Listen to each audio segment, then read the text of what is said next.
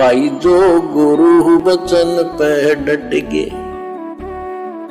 Cut गे फंद 84 के। मैं अकेला यानी नबी मोहम्मद जी आगे गया, सीढ़ियां चढ़ी, तब पर्दे के पीछे से आवाज आई कि 50 नमाज प्रतिदिन करो तथा अपने अनुयायी से करवाओ, रोजा रखो यानी व्रत करो, अजान यानी बंग लगाओ, जाओ। मैं वापस आ गया। अब ये आदेश लेके हजरत मोहम्मद जी वापस आ गए। जिस स्थान पर सब नबियों की मंडली बैठी थी, मुझे देखकर मूसा जी आए। देखो तुम्हारे हजरत मूसा जी भी मिले हजरत मोहम्मद को, अपनी जीवनी में साफ साफ लिख रहे हैं। हजरत मूसा जी भी आए। अरे मूसा जी कब अपनी कब्र फोड़ के चले गए भाई, कयामत का दिन तो आया नहीं मुसलमानों। सवाल करो। जीवनी हजरत मोहम्मद को पढ़ के अपने मुल्ला मौलवियों से, जो तुम्हारे को शैतान के मुंह में ठोक रहे हैं उल्टी साधना करवा के, सवाल करो अपने मुल्ला मौलवियों से कि ये नबियों की जमात कौन से दिन पहुंच गई ऊपर, अभी तो कयामत का दिन आया ही नहीं। और अगर ये मुल्ला मौलवी तुम्हें भ्रमित करें कि नबी कभी भी जा सकता है, नबी कभी भी आ सकता है, नबियों के ऊपर कोई रोक टोक नहीं है, तो ठीक है भैया, चलो तुम्हारी बात बड़ी कर देते हैं कि नबियों के ऊपर कोई रोक टोक नहीं है। लेकिन वो हजरत आदम की वो बुरी संतानें, वो तो नबी नहीं थे, जो नरक में पड़े हुए थे, जहन्नुम में पड़े हुए थे। बाईं तरफ हजरत आदम उनको देख देख के रो रहा था कि इन नालायकों ने भक्ति क्यों नहीं करी, मेरी बातें क्यों नहीं मानी, ये नरक में कष्ट भोग रहे हैं। तो हजरत आदम की जो बुरी संतानें थी, जो नरक में दुख भोग रही थी, कष्ट भोग रही थी, अरे वो तो नबी नहीं थे, फिर वो कैसे पहुंच गए नरक में, जहन्नुम में? तो ये मुल्ला मौलवियों का पाखंड अब नहीं चलेगा। परमात्मा धरती पे आ गया, अल्लाह कबीर संत रामपाल जी के रूप में, सारे पत्ते खोल के रख दिए। अब जिसने अपना आत्म कल्याण कराना होगा वो तो भैया उनके सत्संग सुन के उनकी शरण में आ जाएगा, और बाकी जिसने शैतान का भोजन ही बनना है, गधा कुत्ता शोर बन के घूमना है, वो भैया करते रहो अपनी साधना। मैं वापस आ गया। जिस स्थान पर सब नबी मंडली बैठी थी, मुझे देखकर मूसा जी आए और पूछा कि अल्लाह ने क्या हुक्म फरमाया। मैंने हजरत मोहम्मद जी ने बताया कि मुझे तथा मेरी कौम को 50 समय नमाज करने का आदेश दिया है, तथा रोजा यानी व्रत तथा अजान यानी बंग लगाने को भी कहा है। तब मूसा जी ने कहा कि प्रतिदिन 50 वक्त नमाज कौम नहीं कर पाएगी, कि भैया दिन में 50 बार कौन नमाज करेगा, फिर खाएंगे क्या, कमाएंगे क्या, काम धंधा क्या करेंगे। वापस जाओ, थोड़ी बहुत कम करवा के लेके आओ, कुछ कम करवाओ, वापस जाओ, अर्ज करो। करते कराते अंत में 5 वक्त नमाज का हुक्म मिला कि भैया दिन में 5 बार तो करनी पड़ेगी। रोजा तथा अजान भी करना फरमाया, जो वर्तमान में किया जा रहा है। नबी मोहम्मद जी ने फिर बताया कि फिर जन्नत के नज़ारे दिखाने के लिए मुझे जिब्राइल फरिश्ता जन्नत में कई स्थानों पर ले गया, यानी स्वर्ग में घुमाने के लिए लेके गया।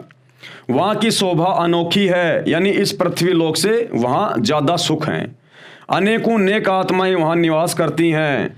फिर जिब्राइल ने मुझे बुराक पर बैठाकर वापस ज़मीन पर छोड़ दिया। तब ये सत्य घटना बताई। जन्नत व जहन्नुम में जो कुछ वर्तमान में है उसके चश्मदीद गवाह यानी आई विटनेस नबी मोहम्मद जी हैं। यानी सतगुरु रामपाल जी परमेश्वर समझा रहे हैं कि मुसलमान भाइयों, तुम्हारी आंखों के सामने है उस जन्नत में, उस स्वर्ग में हज़रत मोहम्मद जी ने अपनी आंखों से क्या क्या देखा। सारे नबियों को देखा, नबियों की जमात को देखा। हज़रत आदम से मिले, नबियों से मिले, हज़रत मूसा से मिले, हज़रत दाऊद से मिले, हज़रत ईसा से मिले, और हज़रत आदम की नेक संतानें भी वहाँ पर अपना कर्म भोग रही थी। मौलवी साहिबान तर्क देते हैं। अब ये मुल्ला मौलवी क्या बोलते हैं, भगत समाज को भ्रमित करने की दृष्टि से, अपने आधे अधूरे ज्ञान के आधार से मुल्ला मौलवी तर्क देते हैं कि बाबा आदम बाईं और बद संतान के कर्म देख कर रो रहे थे, दाईं ओर नेक संतान के कर्म देखकर हंस रहे थे। तो सतगुरु रामपाल जी कह रहे हैं कि उनकी संतान तो कब्रों में है। अरे मुल्ला मौलवियों, तुम्हारे अनुसार उनके संतानें तो अभी कब्रों में पड़ी हुई है। वो तो जब क़यामत का दिन आएगा कभी खरबों वर्षों बाद में, तब जाएंगी ऊपर। तो वहां कैसे पहुंच गई जिनको हजरत मोहम्मद जी अपनी आंखों से देख के आए हैं? ये जन्म और मरण का चक्कर, ये शैतान का अटल नियम है यहाँ का।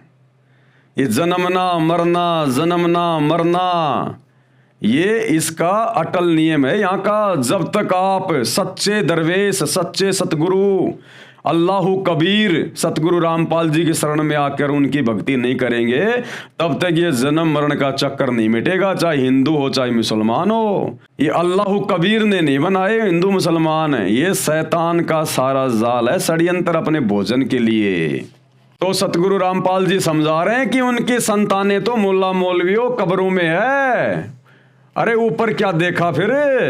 हजरत आदम को दीवारों की तरफ देख कर रो रहे थे क्या? लेखक का वितरक यह है, लेखक यानी अल्लाहु कबीर सतगुरु रामपाल जी ये समझाना चाहते हैं कि आपके नियम के अनुसार तो हजरत आदम जी से हजरत ईसा जी तक को भी कब्रों में रहना चाहिए था। जो नबी मोहम्मद जी ने ऊपर जन्नत में देखे और बातें भी की, उनको नमाज भी पढ़ाई।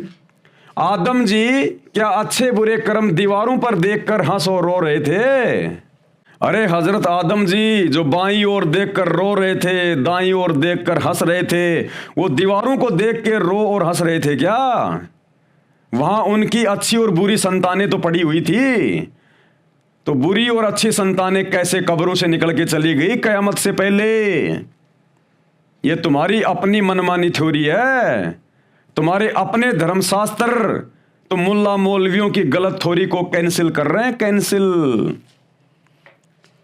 आदम जी क्या अच्छे बुरे कर्म दीवारों पर देखकर हंस और रो रहे थे? उनके दाईं ओर स्वर्ग था तथा बाईं ओर नरक था। उनके संतान भी जहन्नुम तथा जन्नत में थी, नरक और स्वर्ग में। अन्य प्रमाण और सबूत दे रहे हैं सतगुरु रामपाल जी।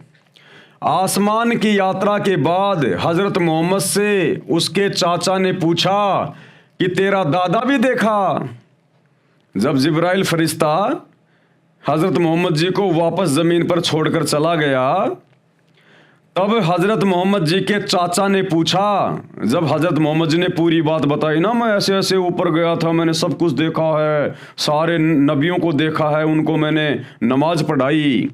तो बाकी मुसलमान समाज तो उनका मजाक उड़ाया करता था, उस समय उनका विरोध किया करता था कि तू ही है एकमात्र जो तेरे को ऊपर लेके गए, तेरे को सब कुछ दिखाया, तू डींग मार रहा है, पाखंड कर रहा है, झूठ बोल रहा है। मोहम्मद जी का बहुत ज़्यादा विरोध होता था उन्हीं के समाज के लोगों के द्वारा। तो जब ये सारी बातें नबी मोहम्मद ने अपने चाचा को बताई, तो उनके चाचा ने कहा कि आपने अपने दादा को भी देखा है क्या? ये नबी, आपने वहां अपने दादा को भी देखा क्या जन्नत में, स्वर्ग में? तो नबी हजरत ने कहा कि हाँ मैंने उनको देखा, लेकिन वो जन्नत में नहीं था, वो तो नरक में था, जहन्नुम में। अब ये सच्चाई सुनकर हजरत मोहम्मद का चाचा उनका विरोधी हो गया, उनका दुश्मन हो गया। आसमान की यात्रा के बाद हजरत मोहम्मद से उसके चाचा ने पूछा कि तेरा दादा भी देखा? वह जन्नत में है या जहन्नुम में? मोहम्मद जी ने कहा जहन्नुम यानी नरक में देखा। ये सुनकर उनका चाचा मोहम्मद जी से बहुत नाराज हो गया और बोला, तू मेरे पिताजी को जहन्नुम में बता रहा है, झूठा है।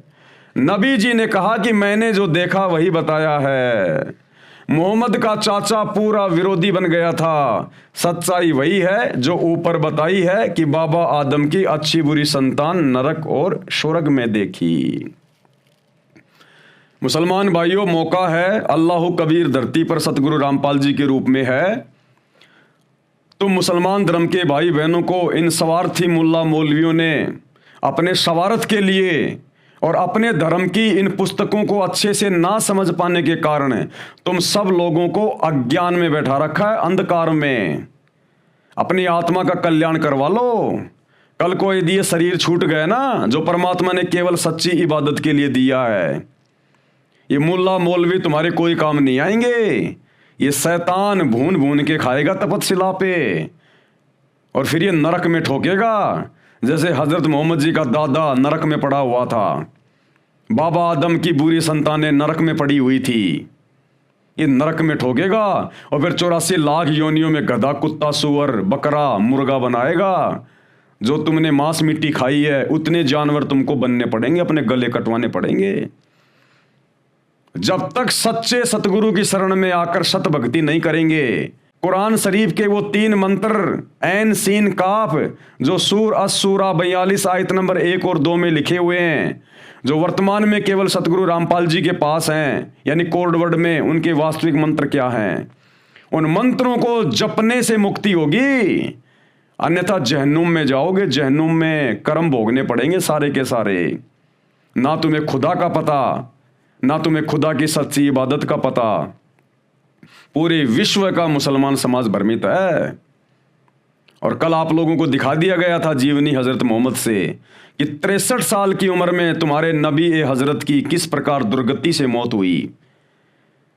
अरे अगर तुम्हारा नबी सच्चे खुदा की इबादत कर रहा था तो 63 साल की उम्र में ऐसे दुर्गति से मौत नहीं होनी चाहिए थी। क्या भगवान की सच्ची इबादत करने वाले को अंत समय में इतनी भी रात नहीं मिलेगी? बेचारा हाय हाय करता हुआ मरा, हाय हाय करता हुआ।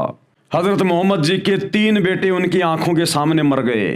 क्या सच्चे खुदा की सच्ची इबादत करने वाले के ऊपर ऐसे दुखों का पहाड़ टूट सकता है क्या?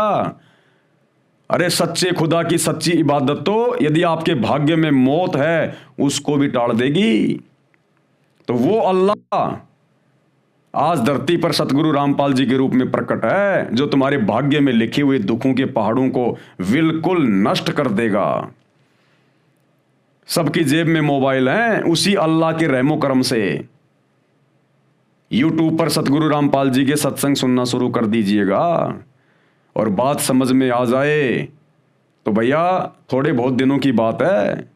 युग परिवर्तन का दौर चल रहा है, 2028 निर्धारित है। और आप देख रहे होंगे वर्तमान में किस प्रकार से देश विदेश में प्राकृतिक आपदाओं का दौर शुरू हो चुका है, भूकंप वगैरह। और हमारे भारत देश में भी किस प्रकार से हिंदू मुस्लिम होने की पूरी तैयारी हो रही है। घर से बाहर निकलना मुश्किल हो जाएगा। ये तुम्हारे मुल्ला मौलवी, तुम्हारे पीर पैगंबर, देवी देवता कोई काम नहीं आएंगे। सच्चे खुदा की सच्ची इबादत काम आएगी। और सच्चे खुदा से पूरा मुसलमान समाज मुंह मोड़ के बैठा हुआ है। तो भाई इस पाखंड से बाहर निकलो, मुल्ला मौलवियों के अज्ञान से बाहर निकलो। परमात्मा धरती पे आया हुआ है, पहचान करो, सत्संग सुनो, तभी पहचान हो पाएगी। बिना किसी के सत्संग सुने, उनके विचार सुने आप क्या निर्णय करोगे क्या सही है और क्या गलत है? तो भाई और बहनों, हमारी प्रार्थना है, केवल आपको जगा सकते हैं, संदेशा दे रहे हैं, मानना न मानना आपके अपने बुद्धि विवेक के ऊपर है। तो आज की वीडियो में हम केवल इतना ही लेंगे। कल हम इस पॉइंट पर चलेंगे, जन्म तथा मृत्यु पर विवेचन। यानी मुसलमान धर्म के मुल्ला मौलवी जो अपने धर्म ग्रंथों को ना समझ पाने के कारण पूरे समाज को भ्रमित करके बैठे हैं कि बारंबार जन्म और मृत्यु नहीं होती, बस एक बार ही जन्म मिलता है और मरने के बाद हम तो उनको कब्रों में दफना देते हैं। जब कयामत का दिन आएगा तब उनको कब्रों से अल्लाह के द्वारा बाहर निकाला जाएगा। जिनके अच्छे कर्म होंगे वो स्वर्ग में जाएंगे, जन्नत में जाएंगे। जिनके बुरे कर्म होंगे वो जहन्नुम में, नरक में जाएंगे। तो भैया मांस खाने वाले, मांस काटने वाले, ये अच्छे कर्म है क्या? अरे मांस काटना, मांस खाना ये अच्छा कर्म है क्या? तो इस आधार से तो भाई 99% मुसलमान भाई बहन जहन्नुम में जाएंगे। और जो मुल्ला मौलवियों ने अपनी थ्योरी बिल्कुल फाइनल कर दी है कि बार बार जन्म नहीं लेना पड़ता, भैया जब तक सतगुरु रामपाल जी की शरण में आकर सत भक्ति करके अपना मोक्ष नहीं करवा लोगे तब तक भैया यहाँ तो अनिश्चित काल समय के लिए युगों युगों तक आपको इसी प्रकार से जन्म लेने पड़ेंगे। कभी इंसान के तो कभी गधे, कुत्ते, सूअर के, फिर नरक भोगना। ये प्रोसीजर काल की, शैतान की इसी प्रकार से चलती रहेगी। एकमात्र तरीका इस जन्म और मृत्यु के प्रोसीजर से बाहर निकलने का सतगुरु रामपाल जी के पास है, पूरे विश्व में, पूरी सृष्टि में। किसी के पास नहीं है। और तो समझा ही सकते हैं, संदेशा ही दे सकते हैं, मानना न मानना आपके अपने संस्कार और बुद्धि विवेक पे निर्भर करता है।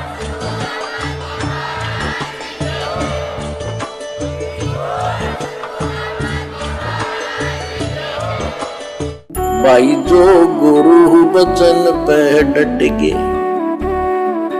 कट गए फंद 84 के, कट गए फंद 84 के, कट गए फंद 84 के।